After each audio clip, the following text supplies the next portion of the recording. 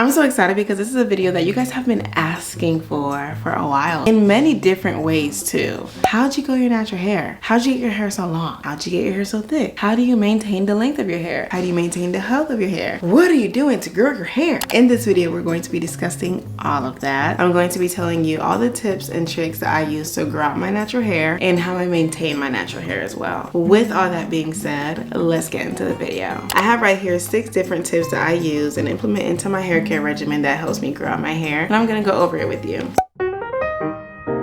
Number 1 is detangling. The way that you detangle your hair makes all the difference. It is imperative that you start from the bottom up. The ends of your hair are the most fragile and the oldest part of your hair. So when I'm detangling, for one, I always detangle with either moisture or water in my hair. And I start from the bottom and I work my way up to the root. For the most part, when I'm really going through and detangling my hair, I'm mostly in the shower. It's mostly on wash days because soon after wash days, my hair is styled or put up and I don't have to put my hands in it anymore. When your hair is dry and brittle and it's rough, it is easier for your hair to break off when it comes to detangling. That's why I always want to make sure I have water or moisture in my hair when I'm detangling, because you're not really going to be able to retain length if the ends of your hair are constantly breaking. You also want to be very, very gentle when detangling your hair. When detangling your hair and you run into some knots, instead of rushing the brush through it, take your time and separate the knots with your fingers before going back in with the brush. The next thing that helps me with growing out my hair is trimming my ends. For type 4 hair, sometimes it can get really hard with detangling if there is split ends or fairy knots. So it is very, very, very important to trim your ends as needed. I find that when I'm detangling my hair in a moment when I need a trim, I'll see bits of pieces like my ends just scattered all around the floor or all around the sink. That is how you know you need to trim your hair, because your ends are literally breaking off. I find that the longer I go without trimming my hair, I end up needing a haircut instead of a trim. And you don't want an unnecessary preventable haircut. I hate losing unnecessary length within my hair. So that's why I prefer to nip it in the bud, cut it all off, and just start fresh. My biggest tip is protective styling. I can go on and on and on about protective styling. Mini twists? Y'all know how I feel about that. Me and my mini twists go together so bad. My favorite way to wear my hair is either out or in mini twists. There's no in between. Although I got like a nice little slick bun in right now, and that's just because I'm not ready to wash my hair yet. You just really want to make sure that when you're protective styling, your protective styles are not too tight or harmful onto your scalp or your hair itself. I find that routine trims become less and less the more I protective style. And that's because the more you keep your ends tucked away, the less that there becomes damage to trim off. The end of our hair gets often caught in our shirt or in the wind whenever we're having our hair all out. Our hair is mangling together and it forms that single strand knot. That's 9 times out of 10 the reason why we constantly need trims, because our ends are constantly being manipulated. So that's why me personally, mini twists are my fave. Box braids, wigs, passion twists, all those styles are fine, just as long as they're not so tight on your scalp to where you're literally seeing follicle or you can't go to sleep. It's not a protective style if your ends are constantly breaking or if it's ripping at your scalp. That defeats the point of a protective style. The point of a protective style is to keep your ends tucked away while your hair is growing and you're retaining length. Personally, when I'm in a protective style, I like to apply shea butter onto my strands to keep my hair moisturized and castor oil on my scalp to massage my scalp and stimulate blood flow. This one is for the lazy girls, because literally I had to snap into doing this more often too, because I knew that my hair was going to benefit from it, and that's deep conditioning every single wash day. I know it could be hard. I know it could be hard, just because for me personally, I spend so much time in the shower on wash day to where it can be dreading. It can be so annoying. And I just try to find every which way to make my wash days take less time. And I was compromising deep conditioning. But now I'd rather compromise conditioning than deep conditioning. So instead of shampoo, condition, deep condition, if I want to do a lazy girl wash day, I'd shampoo, deep condition, and then apply leave-in conditioner in the shower and walk out. You don't want to compromise on a really good deep conditioner. Whether it's DIY or store-bought, you want to make sure that your deep conditioner prevents damage, improves elasticity, and prevents future damage, and that's just to name a few. The 4 deep conditioners that I have on rotation right now is a Mielle Organics Bambasoo and Mint Deep Conditioner, the Camille Rose Algae Renew Deep Conditioning Mask. A little on the cheaper side is the 3-Minute Miracle Moist by Aussie. And last but not least, I recently did a review on this one, and it's the RX Intensive Conditioning Compound Mask. Super, super good. Try any of those out and let me know what you think. Oiling my scalp is one of those things that I felt like was a prerequisite to growing long, thick, luscious hair. Your scalp is literally where all these strands are coming from. You want to make sure that she has everything that she needs to thrive. Be it nutrition coming from the inside, be it oil.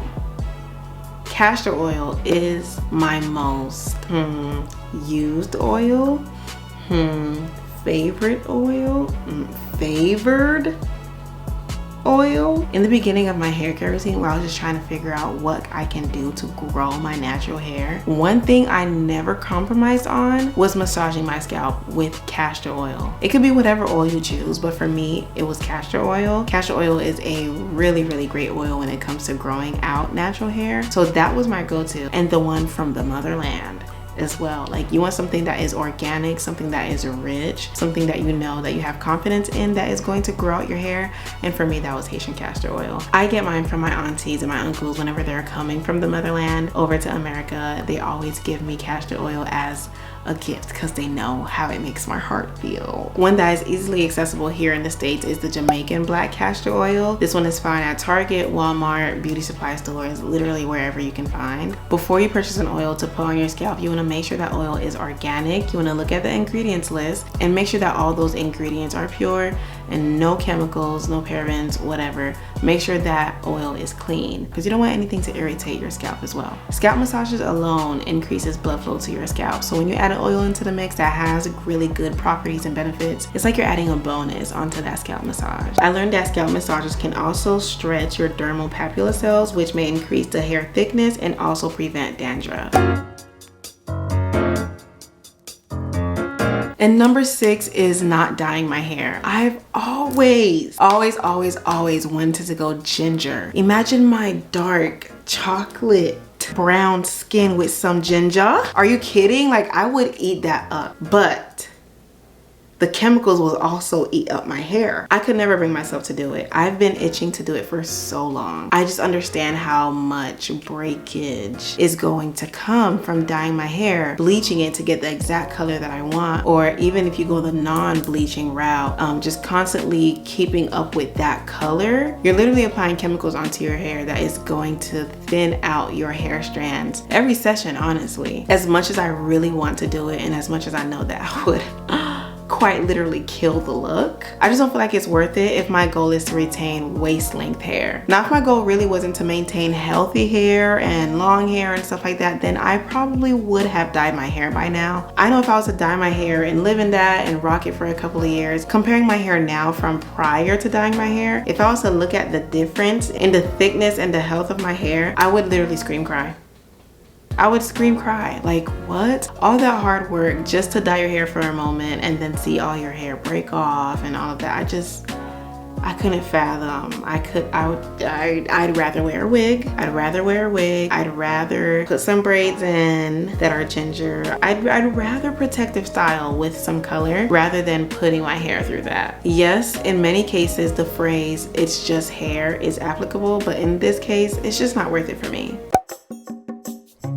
And last but not least, as a bonus, I just started using protein treatments on my hair. I try to do this at least once a month. Protein treatments help reconstruct and strengthen your hair strands. So I really felt like it was important for me to add that within my hair care regimen. A protein treatment is necessary when your hair looks dull, is kind of lifeless, or especially after using heat within your hair, because then you'll kind of see where the problem is and it will help your hair bounce back if it's not heat damage.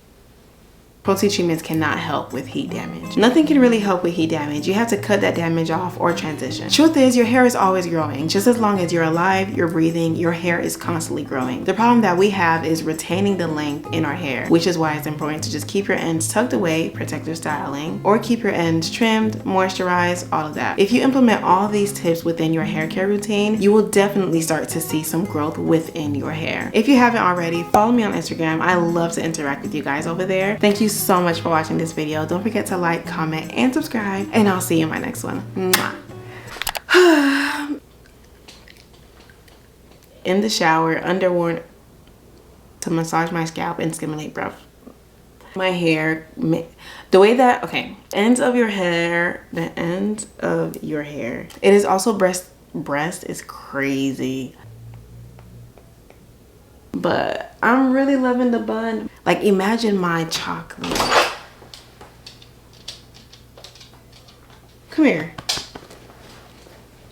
Look at this guy. You must own the house. I am in love with you. You want to make sure that those freak.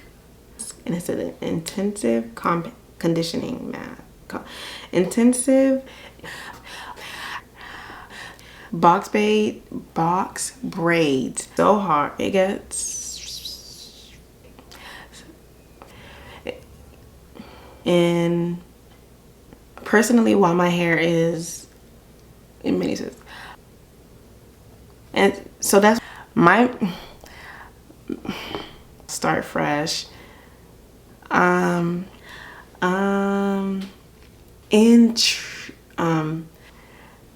Protein treatment.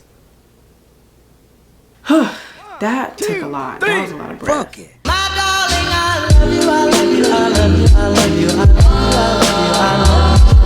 you, I love you, I love you, I love you, I love you, I love you.